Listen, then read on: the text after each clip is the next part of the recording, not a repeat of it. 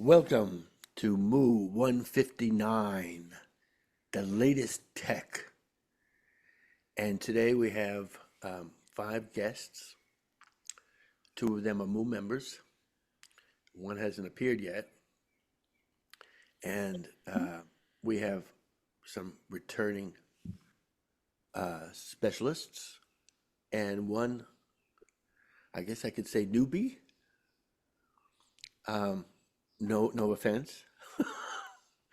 So this is Microtonal University, and we are going to introduce the individuals who are here before we focus on them individually, have some interaction, listen to some music, see some materials, and possibly connect to some of our earlier themes, because themes are developed during the session. Not everything is, pre-planned.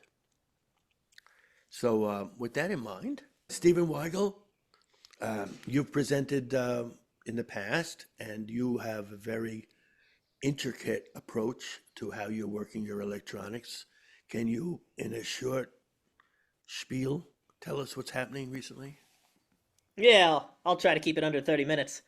Um, let's see. What I do is it's funny because I'm in the technology presentation, but I feel like as time has gone on, I've been more and more interested in making music that actually feels acoustic. And so I used to use like five or six synths, but now I just use piano tech and absynth essentially. And absynth is so old that it's not even supported on my new computer. So in some sense, I'm not pushing electronics very far forward, but I'd say my biggest strength is that I use like seven different tools to make any kind of experience a person could think of, whether it be a transcription or a cover or a commentary. So I guess today I'm hoping to dive into how I might use some of those tools in combination.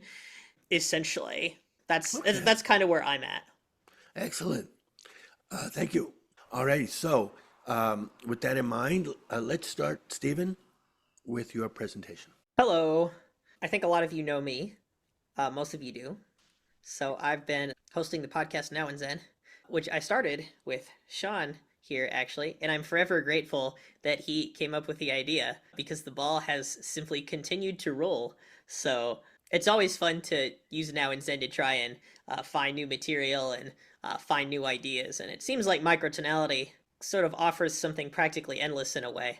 So I feel like I could do it for a really long time. So today, I guess I'd like to go over some of my goals that I have and some of the tools that I have, and then maybe show you a session in my latest project. I can share my screen, and I'll also share the sound as well. Okay, so microtonal tools that I use. So I sort of have a list of goals that I've been working with, and as time has gone on, I've acquired new goals that are a little bit different. And I've also figured out that several of these goals are more at war than I thought. So to make things that are, people think are impossible, great idea. Somebody says, you can't sing this microtonal piece a cappella, no one can do it. There's a great idea, challenge accepted. Second bullet point, creating things I'm uniquely suited to do. I like working with tunings that I have become familiar with. So something like 19, 22. There's some tunings where I'm so familiar with them that it's practically like 12, and I don't feel like I need extra guide tracks or other information. But 37 is not one of those. Creating things people want to hear. I find out sometimes that the things that other people want to hear are different from what I want to hear, and it's very hard to, you know, if you're going really broad, it's hard to get a little representative sample of everything you think could be included. And creating things that are kind of unprecedented is another goal of mine. So I think at first I thought when I was starting that all these goals would be almost the same, but they're really, really super different. So I think what I've been doing is I've mostly been doing the first one, and now I'm sort of pivoting into wanting to create more things that are undone or uniquely suited to myself, I think. And then in composition, I've been focused on trying to create some kind of immersive experience. So in the emoji album, which some of you might know about, which Sean put on Split Notes very graciously, it's sort of like an avant-garde electronic album, and I feel like a lot of people know what that is because it was so well packaged and it had such a coherent theme, even with a lot of information. And a lot of my earlier compositions didn't have that, which is fine from an explorative standpoint. But I think I definitely want to whenever I make compositions, make long, extended universes that are like the Emoji album, and then have them as their own albums so that each thing gets really, known for whatever it's doing in that area. Um, I also would very much like to play in a live microtonal band. So let me grab something for you. Uh, Recently, I've got a fretless bass right here. It's just the Squire, and most of the microtonal stuff I need to play, I can figure out how to play it on this. And I also have microtonal guitars with different fretboards. In here, the Lumitone is an electronic instrument that can switch tunings. So if you combine all these things together, you could get a situation where the band is bass, guitar, Lumitone, and drums, with people singing and playing at the same time, but they can also all switch the equal temperaments of their instruments as well. So it could be something where, like, we're playing versions, like various covers of microtonal songs, either in their original tunings or not, things like that. So that's really exciting. The next step in that process would be figuring out how to turn my guitars into interchangeable guitar fretboards so that I can just have one guitar and then stick in whatever equal tempered fretboard I want. I'd say that when I've been reharmonizing music, if it sounds enharmonic enough to me, it means that I can define what that is in a relative comparison. That's the last bullet point there. And I think it's a structural thing. That's really important. So I guess for my ears, like, if I have music that is using a drone in the background and then there are other intervals playing over it, it seems really hard to get that to drift in a way where I'm confused about a sense of the chord progression or a sense of the intervallic construction. So that's why I don't really make music on drone textures as much, I think. The most recent two songs are Zen harmonic relative to 12-tone equal temperament. And I know that might not be exciting because then we have to think about 12-tone equal temperament. But I mean, like, I'm always trying to put myself in the brain of a musician who has no experience with microtonality at all. And maybe their ear training is pretty good. And they're like, oh, that chord is a little high, that chord is a little low. And I'm just trying to, like, articulate what that experience might be for them if they know their intervals and all of that kind of thing, so that when they dive in, they can be like, oh, okay, that kind of makes sense. Because it does make sense, even though it just takes some work. Okay, so for the tools that I've been using to record my music, I have a Focusrite Scarlett. It's like this little audio engine where I just plug in my microphone. And then, just like Jacob Collier himself, I record everything on one Shure microphone, just all completely close mic'd and multi-tracked, the whole thing. I don't generally use two microphones on an instrument, almost ever, but probably I could. Then for video, what I've been doing is, I used to use a camera, like a Canon educational camera that was attached to a tripod.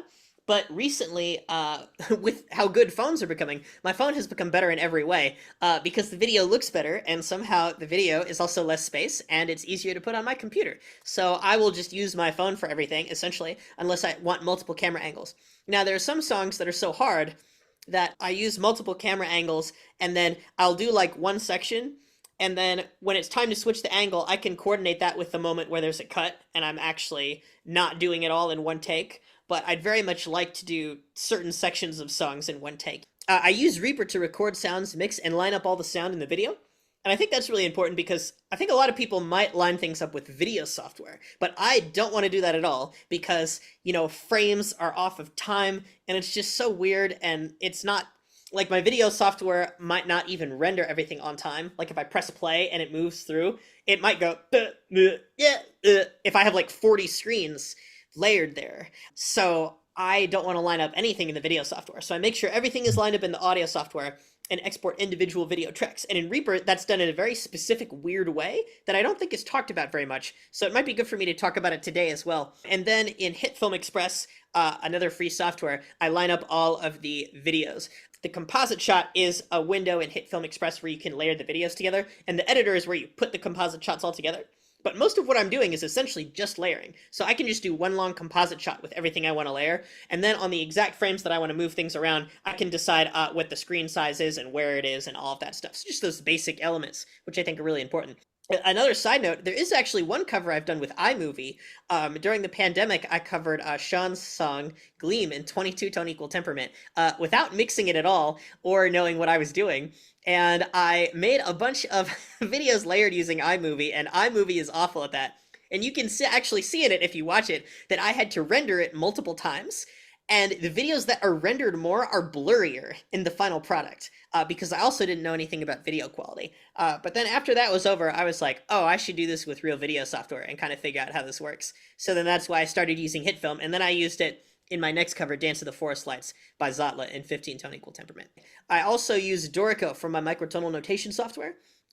Because provided you understand the system, you can just load up a tonality file and then all of the accidentals, the playback, everything will behave as they're supposed to in-house. The only difficulty is understanding the new system and how it would work. So that's amazing. And I've got tonality files of everything up to 72 if anyone wants them. They're posted in the Discord, and I'm glad to email it out to anyone who would like them. I can't promise that all of them are the approved international standard, but only if they're a really jank tuning that has no fifth or no one uses it or something.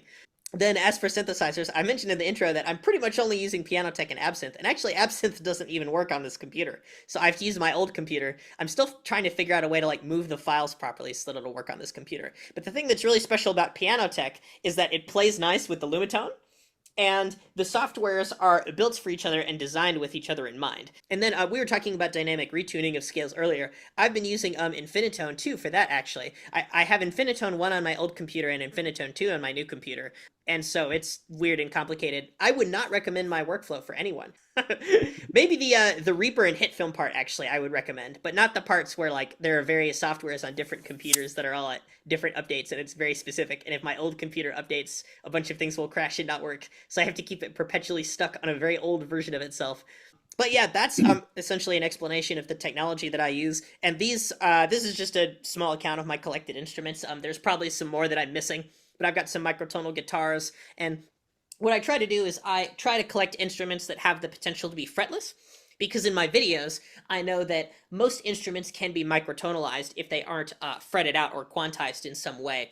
So I try very hard to not auto-tune instruments because they can't play in a tuning, but I'm willing to do that if I really want that particular instrument. And I'm trying to think of a good example of that for now. Well, I mean, sometimes on saxophones, what I do, Brendan Burns actually did this on his new album, I might not actually learn microtonal fingerings, but just play things that are close. And if they're close enough and I can get the embouchure right, I'll just leave it in. But then if the note that I need is too far, then I'll find another fingering or retune it in post, depending on what I'm feeling. So that's kind of the idea. And of course, trombones are inherently microtonal. So yeah, I think it's all just been a challenge to try and play enough instruments at an intermediate level that if I just wanted to make a microtonal arrangement of anything, I could do it all myself, and it would be all in-house, which is very isolated and insular, but sometimes also faster. So that's kind of what I've been working with. Okay, so now that the PowerPoint is over, I can show you some examples of music. Okay, so let's go into here. I'd like to show you the Luciférine session. For those of you who don't know, Luciférine is a new song by Ichiko Aoba, who's a really great Japanese artist. I got to see her live maybe, oh gosh, was it 3 years ago? I hope not. Maybe 2 years ago. And this is just a Reaper session that I might have in a project. Okay, can we hear this? Yeah. Okay, so there's a lot of interesting questions I have to ask when I'm writing a cover song that don't have to do with the tuning. Some of them have to do with the arrangement. Now, I think something that I've been really into is the idea of taking my normally fretted instruments, essentially the guitars, and understanding a tuning that I don't work with in or play a lot by modifying them. So this one is in 37 tone equal temperament, and 37 I've got crazy respect for, because in my adventures notating different tunings using quarter tone accidentals and arrows, which is, pretty common, I've noticed that if you put quarter tone accidentals and arrow accidentals together, it seems to be a good marriage, and reading the qualities of chords makes sense. But in 37, you can use quarter tone accidentals, and they do not help. The closest major chord that you can spell, like how you normally spell C, E, G for a major chord, Lots of microtonal major chords, of course, would use CE down G to account for the syntonic comma, such as in Hedgie, or many other tunings with good fifths. But in 37, if you use quarter tone accidentals and the least amount of arrows possible, a major chord is spelled C, E half flat up, G. No thank you. So, I mean, I didn't know if I wanted to use double arrows or not, but I did ultimately decide to stick to standard arrows. I also have some documents that I have been working with in this project. So I would say this project was really intense because I didn't know how to label any of the chord qualities and they were confusing to read. But it was triadic enough that it could still kind of make sense. It's one of the most in-between tunings I've ever dealt with, which is one of the reasons I really love it. But the more documents I have writing out the changes and things to remember, the more of a grapple it is with the tuning. In Everlong in 17-tone equal temperament, I didn't write a single thing down. I knew exactly what I wanted to do because I know 17. But this is a whole thing. So right here, this is the Lumitone layout for 37, but I wrote down all of the pitch classes on it and spelled it out everything. This is the transcription of the main piano melody the entire time for 2 pages, transcribed in 37. I put it in 12 first, and then when I knew what changes I needed to do in 37, then I adapted it to those using microtonal inflection. So here's an example of a session here for Luciférine. What I do is I use yellow tracks at the bottom for all my video tracks. So as you can see, this one has a lot of video tracks. And then there's also a green screen at the bottom, because the way that Reaper exports video is that if all these tracks are lined up, only the one that is towards the top of the screen gets played in the video window. So can everyone see like this video window right here? Like, so see, now I'm seeing the cello, but if I mute the video track and get the lead vocal here, now all we see is the lead vocal. But if I unmute the cello and they're both unmuted, we just see the cello. So you only see whichever one is the highest. So that means that when I'm exporting video tracks, what I do is I unmute one track, export it, mute that, unmute the next track and select it, export it, etc., and so on and so forth. And then what I can do is the green screen track will be unmuted, and so Reaper will combine them, right? Because if there's a video here, but there's none of that video track down here, the green screen unmuted is technically the topmost track that's not muted. So that's how I green screen everything with my videos. Now, there were some videos like Deck the Halls where I noticed that I was wearing a green shirt or had green attire, and the fact that I was green screening them interfered with the picture. So I'm also trying to be more aware of that and not accidentally green screen things that have green in them, or just avoid green in general. So I also, when I played along to this track, I have the original track here, and then I was playing along to it.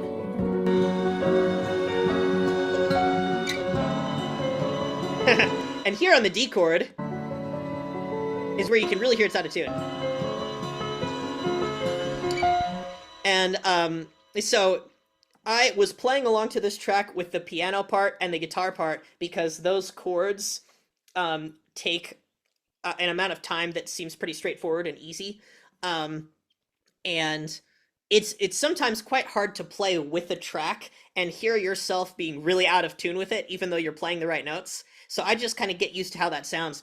Because in some tracks that's really important because it might not have a BPM marking, or because like you want to convey the vibe of the track. In fact, it's probably one of the trickiest parts is like if I play along with just the normal track with an instrument and then just the normal track with a different instrument, it's like those two individual instruments might not line up as much as I want. So then I have to do some editing. And what I do is I'll edit the videos and things at the same time. I think it also might be interesting to go over some of the changes here.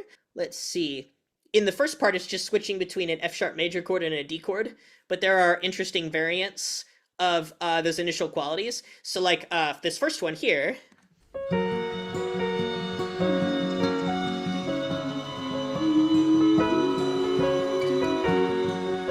think that's right. Oh, okay. So this one. Oh, okay.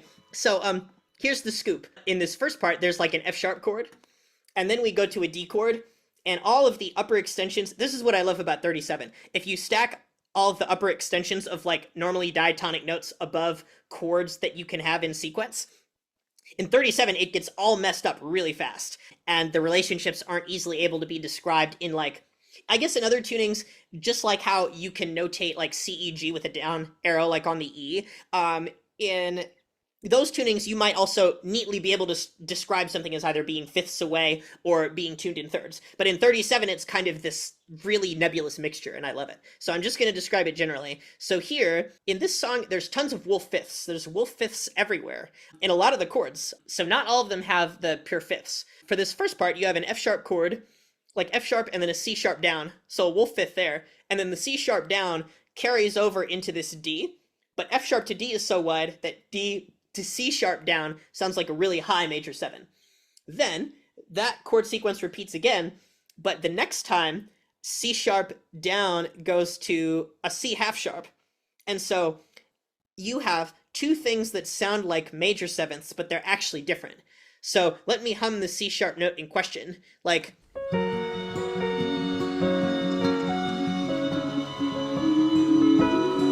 little, right? And then here, this. So then that one, this chord is a different quality than this one.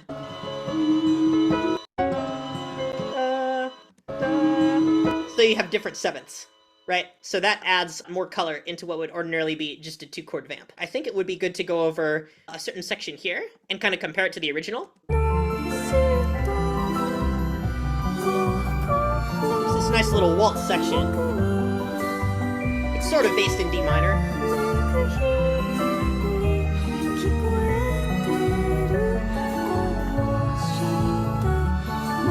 D minor, C major 7, B minor, B flat major 7, F, B, B minor, D minor, E flat, I think, B, F sharp minor, A, D. So this whole sequence repeats twice in the waltz section, and D minor goes to D major at the end. So I had a lot of choices here, because obviously this is an insanely colorful chord progression, right? So I think the traditional microtonalist thing to do would be to maybe cause that to drift, or make the last chord different from the first chord, like in terms of the root. But I didn't want to do that. What I wanted to do was kind of even everything out and exaggerate them so that all the chromatic media relationships sounded really zenharmonic, like as zenharmonic as they could. And at the end, what I've done is that last part that has like an A chord going to a D chord, I've drifted the normally circle of fifths-like chord progression upwards so that A almost sounds like B flattish, but then the third can still resolve up to D, so that everything is drifting up, but then that very last dominant to tonic movement isn't the same. Let me see if I can compare that for you.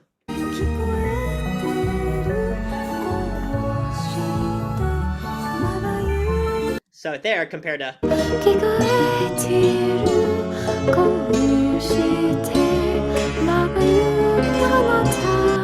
So then, let's see. Let me see if I can hear the A-ness of this. I don't hear the A-ness of it.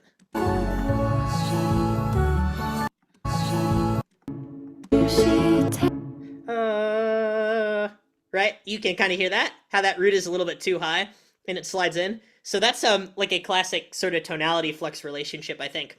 And the short version of describing what I've done to this progression is that I've put those tonality flux moments in all over. And I've also made certain root movement equalize in a way that's not how it's supposed to. So like in this first part, for example, there's like D minor, C major 7, B, B flat, descending, right?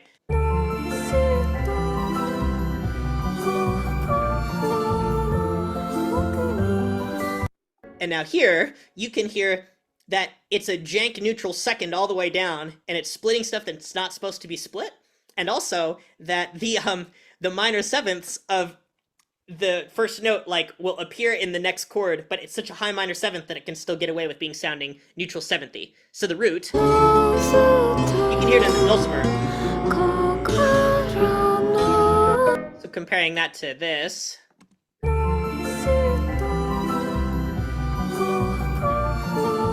And here we have. So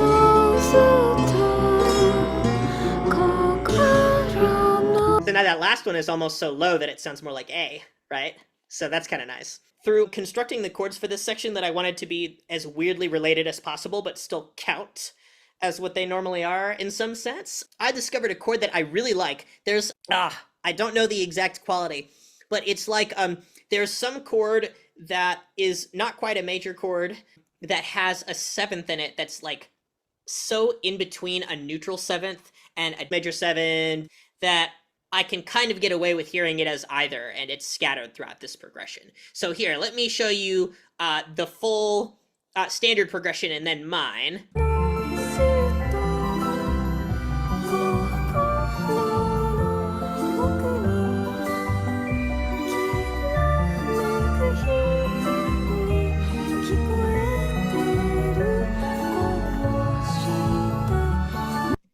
Okay.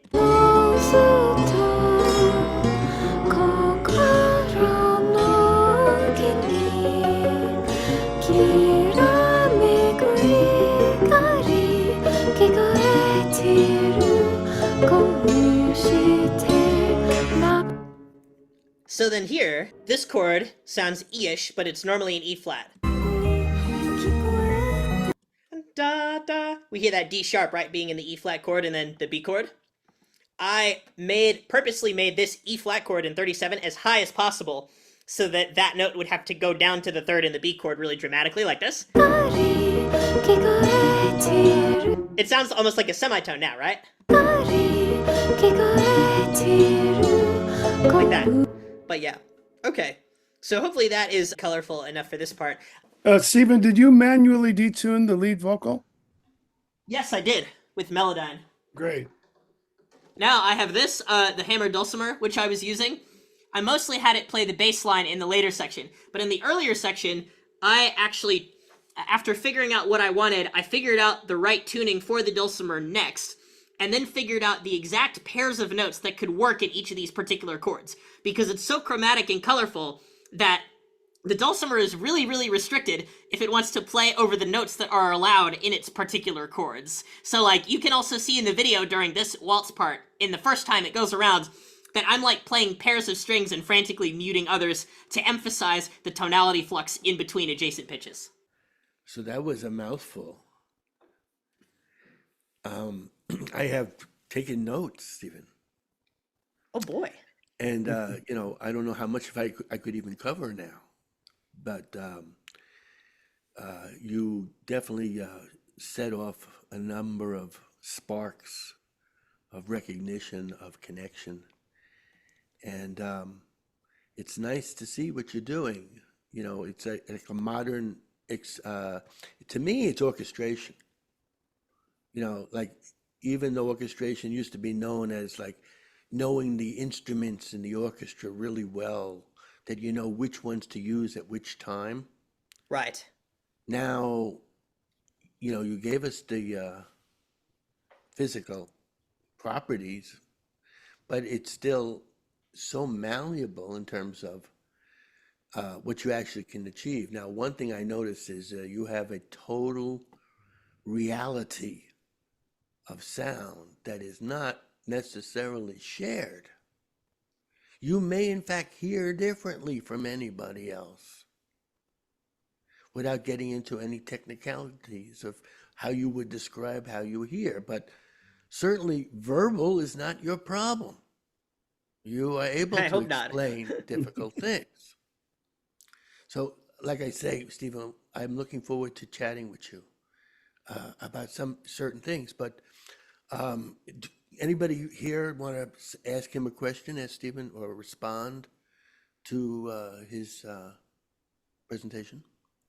I have a quick question. Johnny, I think that your comment of hearing differently is very important to discuss. I'm not sure if it's been discussed previously in Moo, but I do notice that as we work with certain tunings and certain kind of sound realities, like Stephen is a completely own sound reality, and it makes sense to me from the outside. And I know if I were to immerse myself for a longer period of time, it would become even more kind of real per se. But I do recognize what you're saying is that, and so my question is has it ever been discussed the psychoacoustic adjustments that the brain makes to being exposed to a particular tuning in real time, and B, because I know this for myself. If I create a track, and it sounds absolutely natural to me, it's like exactly how I want it to sound microtonally, and then I change the key even, and I change it up like a half step or like a third or something. It sounds wacky to me for about 3 or 4 times listening to it, and then my brain adjusts. It's like, oh, that's how it's supposed to sound. So I think navigating these different sort of psychoacoustic realities that we all live in, Mhm. and recognizing that as a sort of a global living cultural phenomenon as we're sharing the music. And so, Stephen, your how you would imagine that you hear differently compared to most of us who are not living in your sonic reality, and B, your quickly, I mean, I know it's a probably an in-depth thing, but just a quick response of how you've trained your ear to be able to hear all these different tonal relationships. Oh yeah, well your first question reminds me of the experience I had when I was first listening to Seventet. This was before I even knew how anything worked, but I lined up a bunch of sine waves in Audacity that were each tuned to one of the 7 tet notes per octave, and then like muted each track for a specific note because I didn't know how to plug my keyboard in.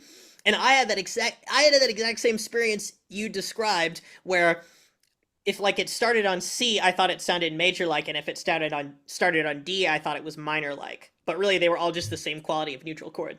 And I think it took personal investment and time studying particular scales that broke my brain in order to be comfortable enough with microtonal quality that I'm like, oh, I can confidently say this has a neutral vibe, kind of out of context.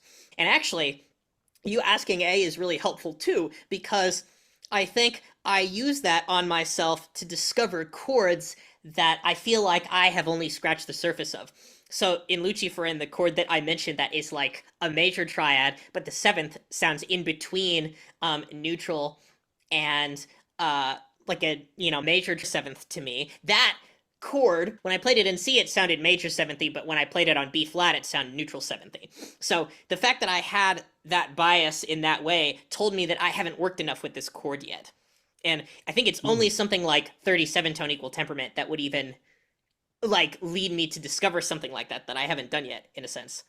I guess to answer the second part of your question, well, I guess I just enjoy ear training, and I kind of do it every day. I've been trying to play in a microtonal scale every day. And really, the first thing I was doing was like when I was a kid, I was trying to listen to songs and see if I could figure out the chord progression. And with pop music, I think that's a lot easier to do than in classical music. So I felt like that was kind of kept from me for a while, but then I figured out how to do it. And then I figured out how music theory worked, and that helped. And so, I mean, I think it's taken me a long time to figure out everything, but I like playing along with music, and I think that probably informs my attitude a lot towards ear training. One more thing I need to mention really fast because I totally forgot to mention it is another 37 challenge that Luciférine provided that made me really excited was that I have a 19-tone guitar here that I used, but you can see there's a pencil stuck under it, and that what I'm doing is I'm doing a skip fretting for 38-tone equal temperament, and then using the bridge trick to move it back to 37. And sometime in the near future, I plan to do this with 24-tone equal temperament and creating a version of God Only Knows by the Beach Boys in 23-tone equal temperament. I already have all the chords and everything, so I need to figure out how to do it with that guitar. But I also did this skip fretting thing for like the first time where it was completely insane, and I was like, wow, this is a great hands-on challenge to like play in 37 with this instrument. I managed to find 2 open chords. There's a D open chord and there's a C open chord, and I don't think it's in tune, but I can try to play it. There's D, and then dang it, what's C? No. Oh, here we go. So it was really hard to find those. I had to draw a guitar fretboard out like 4 different times just to figure that out. But it was worth it. Stephen, if you don't mind, I will try to respond to Subrak's question Sounds good. because I don't think I think it might be a different perspective even for you, Stephen. So first of all, you're listening to a 12 equal defined universe because it's a norm, because it is what everybody already knows, you suspect in terms of future musicians. and you're talking about major and minor, let alone sevenths, but major and minor especially is social construct. So like a 12 equal may or may not be a social construct itself. And so you're focusing it all based on a language that's within this universe of connections. I'm not sure Subrak is part of that. Subrak is coming from a harmonics interest, which to our next speaker might be boring, but we'll find out. But you certainly go to the point that we've been making at Moo, that everyone hears differently, without even getting into the details. So I don't know. I hope that helps somehow. But I think that what you said, Stephen, what popped out to me is, I mean, yes, my tonal universe is completely different from yours, and just from what I hear and what I cultivate in my mind, but what you said about when you change the key of one chord to another chord and you hear it, it appears to you differently, and that's a notice to you that you haven't worked with that enough. So there is something about like the repetition of these sort of sonic relationships in our psychoacoustic experience that you can do Subrak, that. Yeah. that's different too. So if I was to Google part two, Yeah. it would be that you're seeing it coming from the brain. Hmm. And Stephen is talking about it as if it's something outside of himself, Right. and that he's finding things. He's an explorer. He's out and he's looking to go places no one's been. And he wants to find what sounds right and wrong based on this reality of a consciousness outside him that he's Mm. connecting to. But we've been talking about this recently, actually in our last session, that recently, about how the brain may not be creating consciousness, but it's in fact just connecting to a singularity of consciousness. And that singularity is what's saying to Stephen, it sounds good, doesn't sound good. This works, this doesn't work. Because you're looking for a logic to explain it after the fact. But again, I have something that I thought of for my portion of a new way of connecting to that singularity. It just occurred to me as part of my presentation. So I'd like to foreshadow that for my. okay, so with everybody's indulgence, Subrak, this is your presentation now. Oh, wow. Oh, Okay. I wasn't expecting that, but sure, let's do it. could I mention one more thing, which is that I have said this a lot of times, but I do have the utmost respect for JI, and I love when it adds up wrongly as well to my ear, but I just find equal temperament a lot easier, and that's most of why I use it. So I don't have like any, and I often consider the harmonic series in my writing as well. I just think equal temperament is easier for me, so. Completely normal. Even the astrophysicists have their constants. Yeah. So Stephen, you're just choosing a measurement. I love what you're doing with 37. I love that you're doing 37 because I've explored it quite a bit and I don't know too much else in 37. People haven't really caught on to it very much, but I love it and I like what you're doing with it. It's getting some attention in the Discord, and I feel like it's such an intimidating framework that I only like just now became ready. Like 4 years ago, I wouldn't be ready for 37. Like I tried it once, and I was like, well, I guess things can happen, but why? But now I know why. Did Brendan Burns influence you in this 37 direction? I don't think Brendan put me onto the idea of 37 specifically, but I really love his writing, so he's been a huge inspiration. This might sound really dumb because you should listen to things on your headphones, but like sometimes I listen to his music on my phone, and when I'm doing that, there's certain parts that have coherent changes, but there's something within the chords that sounds a little bit hard to put my finger on, and it almost gets a little bit chaotic, but not so chaotic that someone would be like, "Oh, these are random chords." So I really Okay. love that vibe. I have only tried to cultivate it in a few things, but it's definitely something Brendan Burns does really well. Thank you very much, Stephen. Okay, Subrach,